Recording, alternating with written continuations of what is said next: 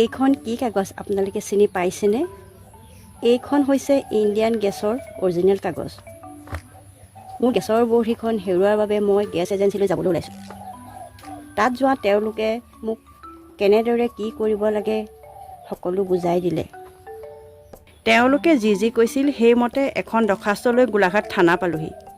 মই এইকাৰণে পুলিচ থানা পালোহি যে এই দৰখাস্তখন থানাত দিব লাগে।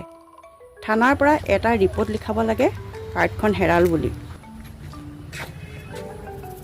পুলিচ থানালৈ জীৱনত প্ৰথম আহিছোঁ।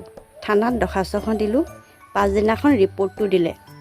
কি ডকুমেণ্টছ প্ৰয়োজন হয় এয়া আপোনালোকক দেখাইছোঁ। এইখন হ'ল অৰিজিনেল কাগজ, এইখন দৰখাস্ত, লগতে ফটো একপি, পুলিচ ৰিপৰ্ট, এইখন আধাৰ কাৰ্ড। এইখিনি ডকুমেণ্টছ জমা দিয়াৰ পাছত এটা ৰিচিপ্ট দিলে। ৰিচিপ্টটো দিয়াৰ পিছত এজেঞ্চিয়ে এখন নতুন বহী দিলে।